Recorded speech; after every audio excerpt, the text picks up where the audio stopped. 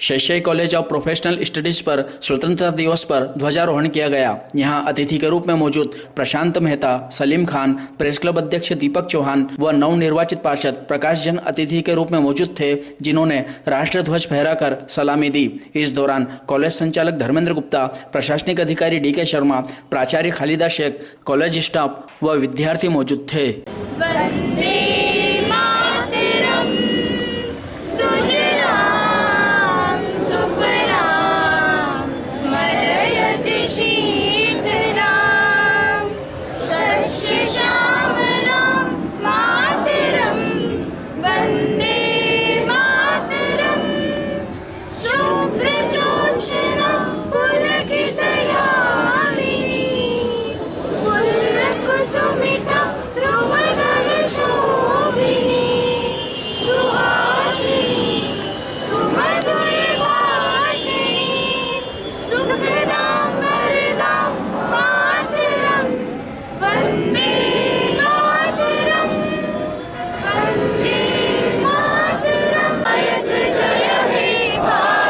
अध्यापक बच्चों के साथ आज हम 76वां स्वतंत्रता दिवस मना रहे हैं और पूरे देश में ये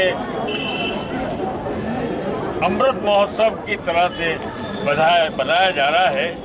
आप सबको इस अमृत महोत्सव की बहुत सारी शुभकामनाएं, बहुत सारी बधाइयाँ और ऐसे ही हम ये पर्व मनाते रहें। धन्यवाद।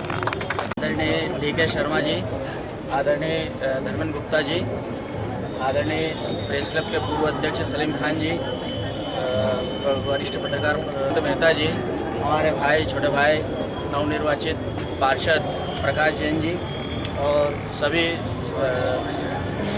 सभी कॉलेज के छात्र छात्राओं और आप सभी को 70वें स्वतंत्रता दिवस की बहुत बहुत शुभकामनाएं।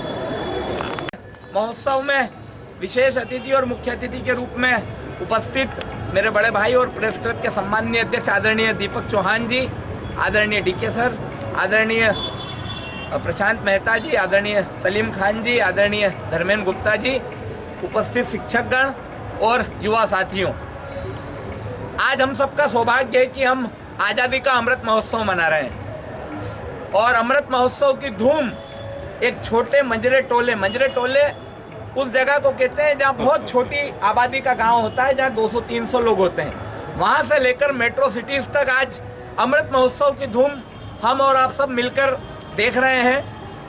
हर जगह पर, हर चौराहे पर, हर घर की छत पर तिरंगा लहराता हुआ देख रहे हैं। और मैं चाहता हूँ ये अमृत महोत्सव का जोश पूरे वर्ष ऐसे ही बना रहे।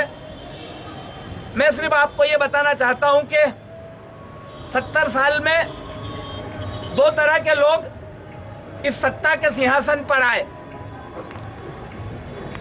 पहले वो लोग जिन्होंने 60 साल देश को चलाया, दूसरे वो लोग जिन्होंने 7 साल देश को चलाया। दोनों ने कैसे देश को चलाया, इसका अंतर समझने की जरूरत है। कोई भी क्षेत्र हो, चाहे पद्म पुरस्कारों का क्षेत्र हो, चाहे स्पोर्ट्स का क्षेत्र हो, या इकोनॉमी का क्षेत्र हो, या अन्य कोई क्षेत्र हो, सभी क्षेत्रों में अगर मूल चूल परिवर्तन किसी ने किया है तो वो देश के यशस्वी प्रधानमंत्री माननीय नरेंद्र मोदी जी ने किया है। आप देखिए कि आज़ादी के 70 साल बाद देश के एक प्रधानमंत्री को लाल किले की प्राचीर से स्वच्छ भारत अभियान चलाने की आवश्यकता पड़ती है। कहने को बहुत छोटी चीज़ है, लेकिन हमारे स्टेटस को दिखाने के लिए बहुत बड़ी बात है। इस देश के एक प्रधानमंत्री को लाल किले की प्राचीर से देशवासियों से यह आग्रह करना पड़ता है कि हर घर में शौचालय बनवाना चाहिए, शौचालय की आवश्यकता है। आप कल्पना करो, जो लोग ग्रामीण परिवेश से आते हैं उन लोगों से आप उनकी पीड़ा पूछो कि जिन घरों में शौचालय नहीं होते थे उन घरों की, हमारी बहन बेटियों की क्या स्थिति होती थी, उनको कितनी परेशानियों का सामना करना पड़ता था।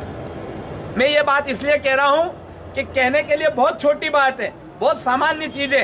कई लोगों ने माननीय प्रधानमंत्री जी का उस वक्त मजाक भी उड़ाया था कि देश के प्रधानमंत्री को क्या लाल किले की प्राचीर से इस तरह की बात करनी चाहिए, लेकिन ये आम जनता के सुख दुख की बात थी।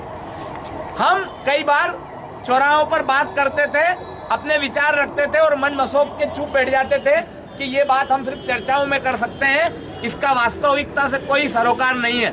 लेकिन हम देखेंगे कि 70 साल में पहली बार माननीय मोदी जी ने उन लोगों को पद्म पुरस्कारों से सम्मानित किया है जिनको कोई जानता नहीं था, जो बहुत सामान्य जीवन जीते थे, जो कुटिया में रहते थे, जिनके पास पहनने के लिए कपड़ा तक नहीं था, पैरों में चप्पल नहीं थी, लेकिन उनकी उपलब्धियां बड़ी थी। ऐसे लोगों को पद्म सम्मान देने का काम इस देश की सरकार ने किया है। ये 70 साल में पहली बार हुआ है। इसके पहले जितने पद्म सम्मान मिलते थे वो सेलिब्रिटीज को मिलते थे।